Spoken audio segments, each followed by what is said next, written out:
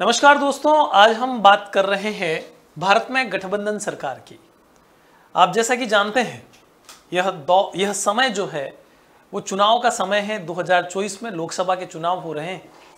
जब लोकसभा के चुनाव होते हैं तो इससे भारत की सरकार का गठन होता है, भारत की सरकार बनती है। और जैसा कि आप सभी जानते हैं कि भारत में स्टार्टिंग का जो समय था वो कांग्रेस के एक दल के प्रभुत्व का समय था और 1989 से 1989 के बाद से वर्तमान समय जो है वो है गठबंधन सरकारों का दौर। तो यहां हम आज के इस वीडियो में चर्चा करेंगे भारत में पहली गठबंधन सरकार किसी स्टेट में कब बनी थी और सेंटर के अंदर पहली गठबंधन सरकार कब बनी और कब से गठबंधन के सरकारों का दौर शुरू हुआ। एक एक करके इन सभी बातों पर हम चर्चा को आगे बढ़ाएंगे। शुरुआत हम सबसे पहले जो करते हैं वो करते हैं किसी स्टेट में पहली गठबंधन सरकार। कौन सा स्टेट था वो? केरल। तो यहां आप देखेंगे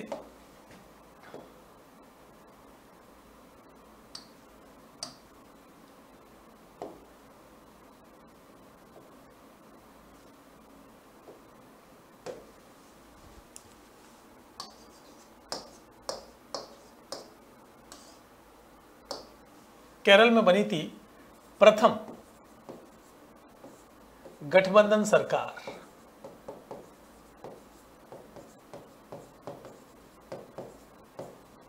इसे प्रथम गठबंधन सरकार कह सकते हैं। साथ ही साथ हम ये भी कहेंगे इस गठबंधन सरकार में मुखिया कौन सी पार्टी थी, तो वो थी CPI, communist party of India की सरकार। ये पहली गैर कांग्रेसी सरकार भी थी किसी स्टेट के अंदर, तो हम ये भी कह सकते हैं कि ये प्रथम गैर कांग्रेसी सरकार थी, प्रथम गैर कांग्रेसी सरकार। जैसा कि आप सभी जानते हैं, अगर हम प्रथम 3 आम चुनाव की बात करते हैं 1952, 1957 और 1962, इन तीनों ही आम चुनाव में कांग्रेस का प्रभुत्व था भारत की केंद्र राजनीति में और राज्यों की राजनीति में। लेकिन इस कांग्रेस के प्रभुत्व के दौर में एक ऐसा स्टेट था, वो था केरल, जहां पर गैर कांग्रेसी सरकार बनी, गठबंधन सरकार बनी। तो कैसे बनी, कब बनी, क्या बनी, इन सब चीजों पर हम चर्चा करते हैं। 1957 की हम बात कर रहे हैं। यह था दूसरा आम चुनाव।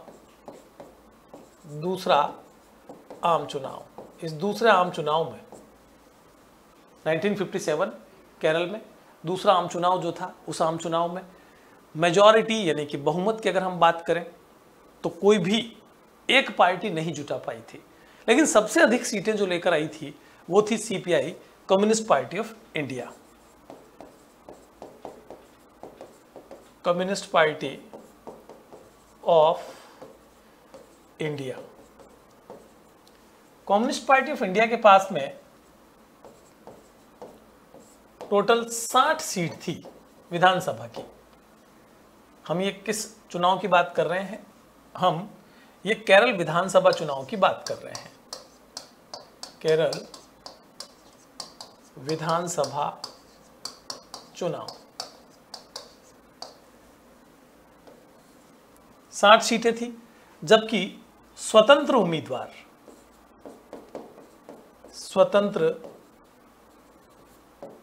उम्मीदवार जिनको हम निर्दलीय कहते हैं वो थे 5। कुल इनके पास में थी 65 सीटें।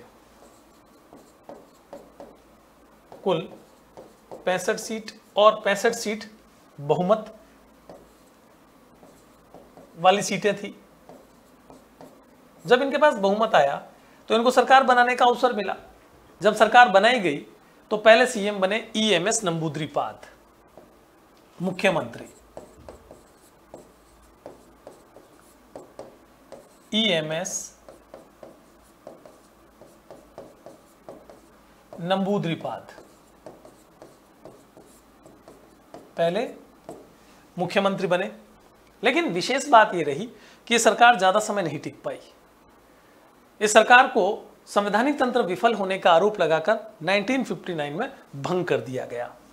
तो यहां पर आप बताएंगे 1959 में यह सरकार भंग हो गई, जो पहली गैर कांग्रेसी पहली गठबंधन सरकार बनी थी।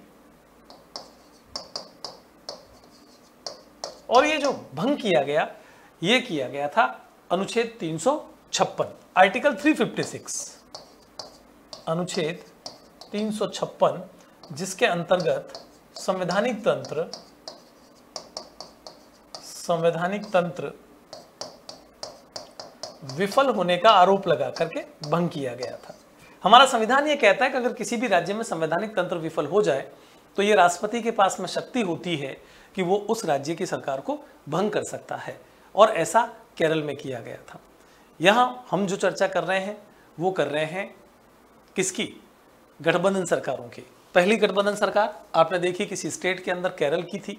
उसके बाद गठबंधन सरकारों का ये दौर जो था वो और आगे बढ़ा। अब हम केंद्र की तरफ बढ़ते हैं और हम बात करते हैं केंद्र में प्रथम गठबंधन सरकार। केंद्र में प्रथम गठबंधन सरकार कब बनी थी पता है आपको? 1977 में। और ये जो सरकार बनी थी इसे हम कहते हैं जनता पार्टी सरकार। क्या कहते हैं हम इसे? जनता पार्टी सरकार। ये जो जनता पार्टी सरकार थी, ये जनता पार्टी एक गठबंधन था। ये क्या थी? ये जनता पार्टी एक तरह का गठबंधन था, क्योंकि जब इंटरनल इमरजेंसी घोषित की गई थी 1975 में, उस समय विपक्ष के नेताओं को जेल में डाल दिया गया था। उस समय भारत में कांग्रेस के विपक्ष में बहुत सारी पॉलिटिकल पार्टीज जो थी वो सरकार की नीतियों का विरोध कर रही थी। जगह जगह विरोध प्रदर्शन आंदोलन हो रहे थे, इसलिए सरकार को उस समय आंतरिक आपातकाल उद्घोषित करना पड़ा था।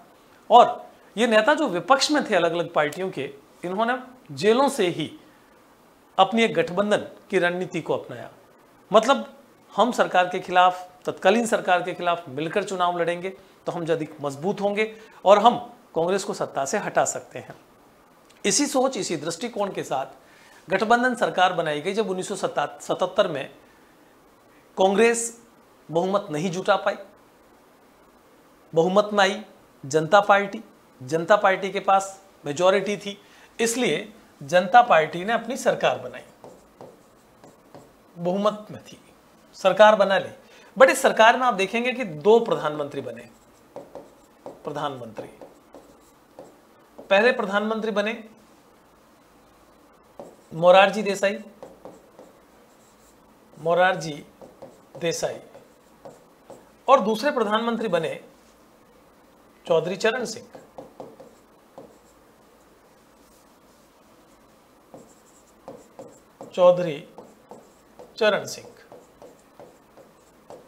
इस सरकार ने लंबे समय तक काम नहीं किया।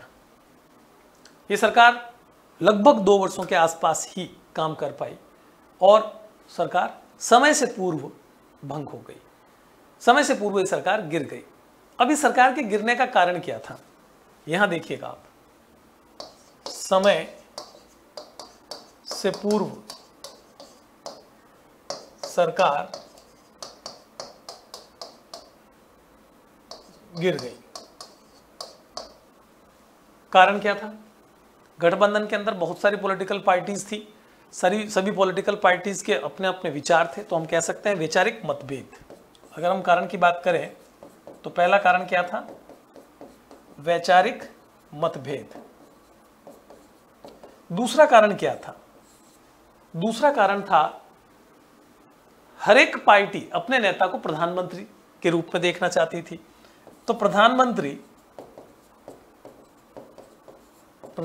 बनने की दौड़, कंपटीशन, प्रतिस्पर्धा, ऐसी स्थिति में उस पार्टी का स्थायी रूप से, यानी कि उस गठबंधन का स्थायी रूप से सरकार को चला पाना इतना आसान नहीं होता है। परिणाम स्वरूप यह सरकार समय से पूर्व गिर गई थी। हालांकि सरकार के गिरने की एक लंबी कहानी है जिस पर हम यहां पर चर्चा नहीं कर रहे हैं। हम केवल गठबंधन सरकारें कब कब कितनी देर तक चली उसकी बात कर रहे हैं। पहले हम केरल की स्टेट गवर्नमेंट की बात कर चुके हैं, दूसरी हम सेंटर के अंदर पहली जो गठबंधन सरकार बनी थी उसकी बात कर चुके हैं, जो कि बहुत कम समय में ही गिर गई थी। और 1980 में, 1980 में मध्यावधि चुनाव हुए, मिड टर्म इलेक्शन, मध्यावधि चुनाव। और इस चुनाव में कांग्रेस एक बार फिर से सत्ता में आई। कांग्रेस सत्ता में आई, क्योंकि कांग्रेस को एक बार फिर से यहां पर बहुमत मिला, कांग्रेस सत्ता में आई। और इसके पीछे जनता का क्या मानना था, क्यों कांग्रेस को सत्ता में लाई, स्पेशली सुनिएगा विशेष रूप से। इसका कारण यह था कि कांग्रेस को सत्ता से हटाया गया था आपातकाल की वजह से। 1975 में जो आपातकाल उद्घोषित हुआ था उसकी वजह से जनता नाराज थी और कांग्रेस को उन्होंने 1977 में बहुमत नहीं दिया। 1977 से 80 तक जो गठबंधन सरकार चली, उस गठबंधन सरकार की कमजोरियों को देखते हुए जनता ने किसी एक पार्टी को बहुमत देकर सरकार बनाने का सोचा। यानी कि जनता का क्या मानना था, जनता का यह मानना था एक पार्टी का शासन राष्ट्रहित में, एक पार्टी का शासन राष्ट्रहित में होगा। ऐसा पहले देख चुकी थी कि एक पार्टी कांग्रेस जब थी तो उसने देश हित में शासन किया था, लेकिन गठबंधन जो था वो गठबंधन कहीं ना कहीं कमजोर सिद्ध हुआ था, वो लंबे समय तक स्थायी सरकार नहीं दे पाया था। यहां तो हमने केवल अभी 1977 की जो गठबंधन सरकार बनी थी उसकी चर्चा की है।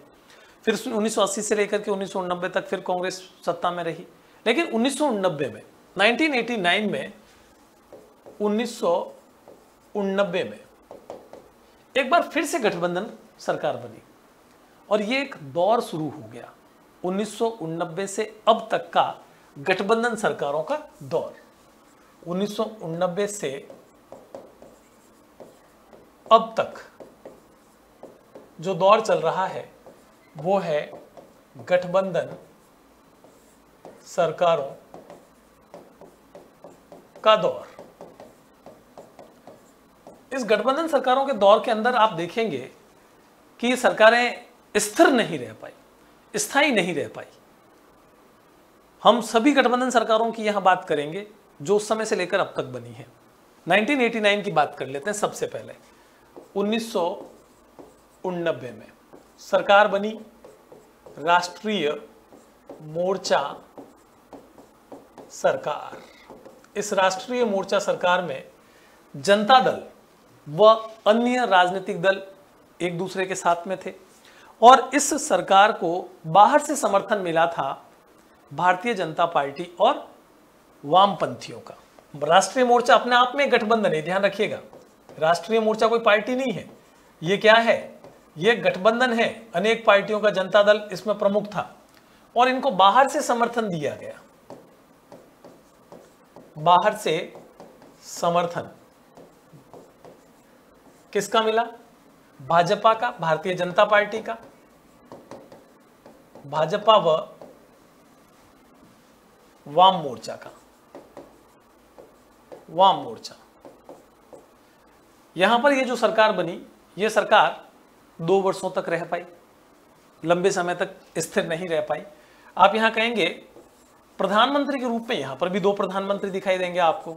देखिएगा जरा, ये है प्रधानमंत्री पहले वीपी सिंह, विश्वनाथ प्रताप सिंह, वीपी सिंह। दूसरे प्रधानमंत्री हैं चंद्रशेखर, चंद्रशेखर। यानी इस गठबंधन सरकार में आप 2 प्रधानमंत्री देख रहे हैं। तो प्रधानमंत्री बनने की दौड़ तो यहां पर भी दिखाई दे रही है आपको, वो कंपटीशन, वो रेस तो यहां पर भी दिखाई दे रही है। जबकि एक पार्टी की जब सरकार होती है तो उसमें हमेशा ही संभावना रहती है कि प्रधानमंत्री एक ही होगा, वहां ऐसा कोई कंपटीशन देखने को नहीं मिलेगा। फिर हम बात करते हैं 1989 से 91 तक तो ये सरकार रही। 1991 से 96 तक जो सरकार रही, ये मैं अलग से लिख रहा हूं नोट डाल करके। 1991 से 1996 तक ये भी एक गठबंधन सरकार थी, बट डिफरेंट टाइप ऑफ गठबंधन, ये ध्यान रखिएगा। यहां पर कांग्रेस के नेतृत्व में, कांग्रेस के पास सीटें ज्यादा थी, पूर्ण बहुमत नहीं था, कांग्रेस के नेतृत्व में यह गठबंधन था। तो गठबंधन में बहुत सारी पार्टियां नहीं थी, इस कारण से कांग्रेस का नेतृत्व था, कांग्रेस के पास सीटें थी, आवश्यक सीटें, जो जरूरत की सीटें थी पूरा बहुमत जुटाने के लिए, वो एआईडीएमके से समर्थन हासिल किया गया था। इसलिए ये जो सरकार थी वो स्थिर सरकार थी। ये सरकार 1991 से 96 तक रह पाई थी और इस समय नरसिम्हा राव एक ही प्रधानमंत्री दिखेंगे आपको। यहां पर प्रधानमंत्री आपको कौन दिखेंगे? एक ही, नरसिम्हा राव। पूरा कार्यकाल कंप्लीट हुआ। यहां हम बात करेंगे अब 96 में क्या हुआ। तो देखिए 1996 में एक बार फिर गठबंधन की सरकार बनी और ये जो गठबंधन की सरकार थी ये था तीसरा मोर्चा गठबंधन। इसको हम संयुक्त मोर्चा भी कहते हैं,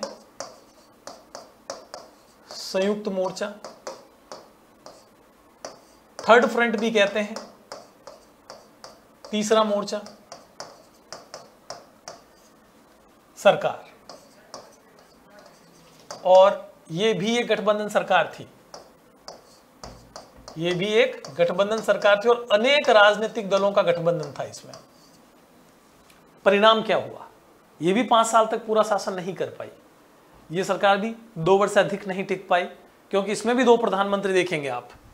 फिर हम प्रधानमंत्री की अगर बात करें तो देखिए प्रधानमंत्री, पहले प्रधानमंत्री यहां पर बने एच.डी. देवगौड़ा,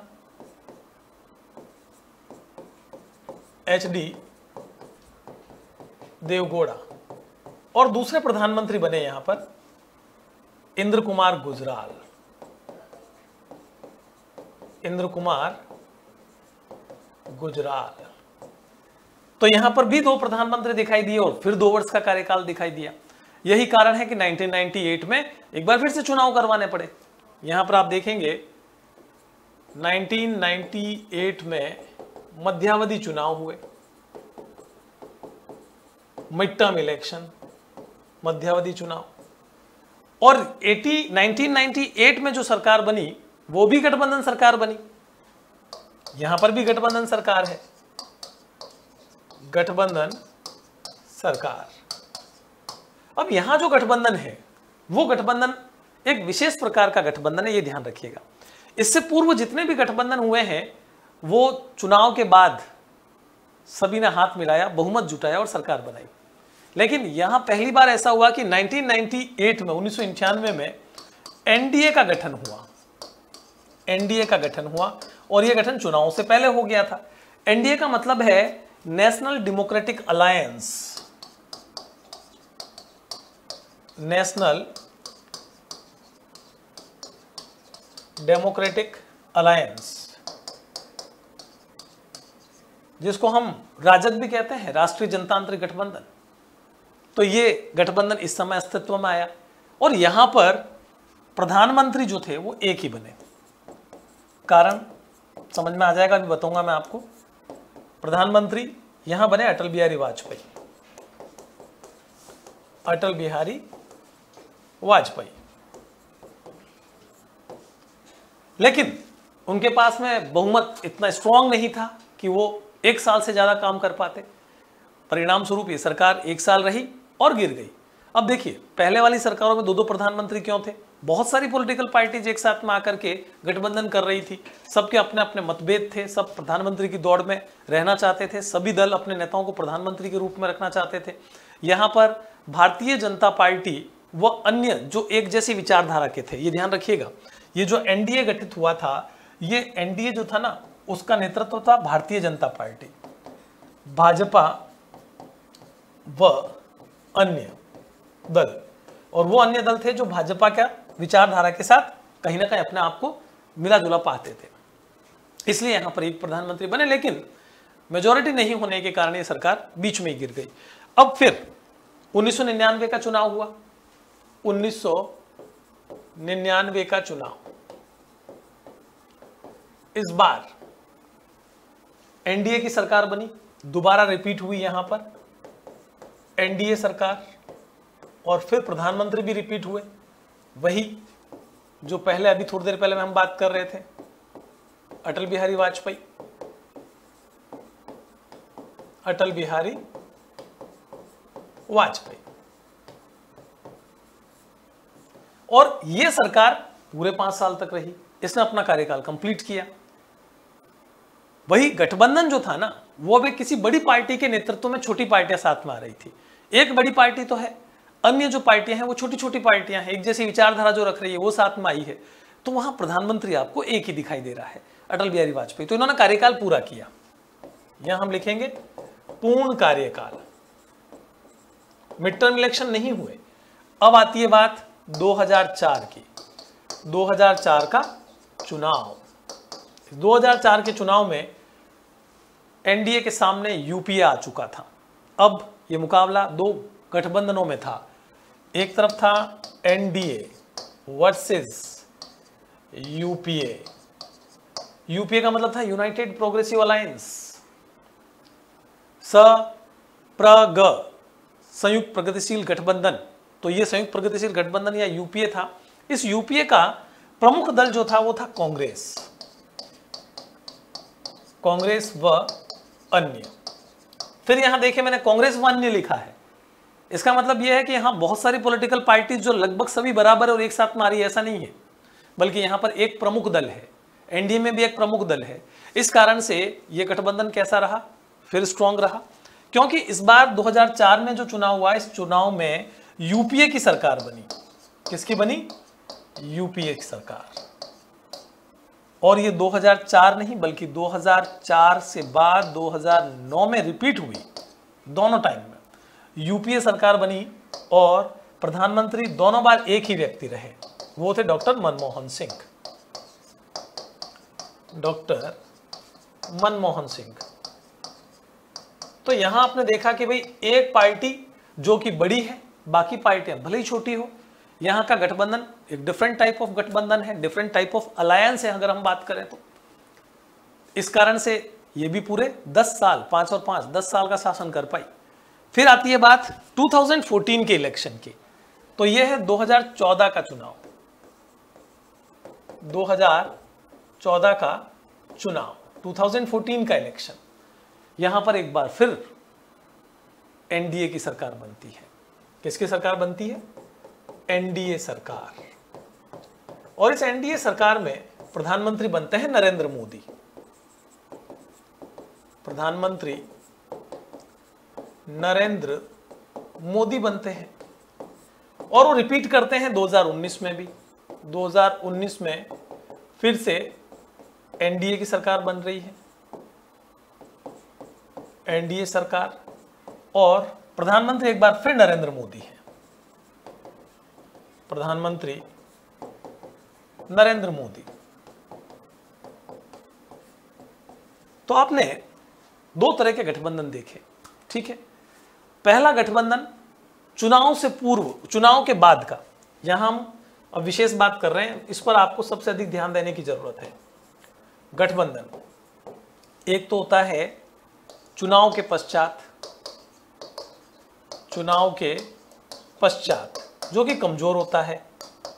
यह गठबंधन क्या होता है? कमजोर होता है, क्योंकि सब अपने अपने हितों को देखते हुए एकजुट हो जाते हैं और सरकार बना लेते हैं। चुनाव के बाद सभी सरकार इसलिए बनाते हैं क्योंकि मिलकर गठबंधन कर लेते हैं, बहुमत आ जाता है, सरकार बन जाती है। बट कितनी सारी विचारधाराएं एक साथ आ रही है केवल सत्ता के लिए, जिनका आपसी तालमेल नहीं होगा। और ऐसा हमने देख लिया, भले वो 1990 की सरकार बनी हो, वो 1996 की सरकार बनी हो, इससे पूर्व 1977 की सरकार बनी हो, तो ये गठबंधन स्थिर नहीं रह पाए थे। दो प्रधानमंत्री देखने को मिल गए थे। जबकि यहां हम जो बात कर रहे हैं, दूसरे प्रकार का जो गठबंधन है वो है चुनाव के पश्चात का गठबंधन। चुनाव के पश्चात का गठबंधन। अब जो चुनाव के पश्चात का गठबंधन है उसको आप एनडीए और यूपीए के रूप में देख सकते हैं, एनडीए व यूपीए। अब यूपीए हालांकि आप सभी जानते हैं कि बदल चुका है। अब यूपीए को हम INDIA के रूप में देख रहे हैं, यानी कि अब ये यूपीए नहीं रहा है, नाम परिवर्तित किया गया, गठबंधन का INDIA किया गया, जिसको इंडी अलायंस भी कहा जाता है। तो यहां पर भी ये चुनाव से पूर्व का है। पहले से पॉलिटिकल पार्टीज आपस में अपनी सीटें शेयर करती है, कौन सी पॉलिटिकल पार्टी को कितनी सीट मिलेगी, कौन कहां से चुनाव लड़ेगा। जहां पर भारतीय जनता पार्टी मान लेते हैं किसी एक पार्टी के साथ अलायंस में है, गठबंधन में है, दोनों के बीच में पहले ही तय हो जाएगा कि इस लोकसभा के चुनाव में बीजेपी की कितनी सीटें रहेगी और उस स्टेट में जो वो पार्टी, उस पार्टी की कितनी सीटें रहेगी। तो तो ये गठबंधन ज़्यादा बेटर तरीके से काम कर पाता, ज़्यादा बेटर तरीके से परफॉर्मेंस कर पाता है। तो ये हमने दो प्रकार के गठबंधन की चर्चा की और आपके सामने भारतीय इतिहास से लेकर अब तक की गठबंधन सरकारों को आपके समक्ष रखा है।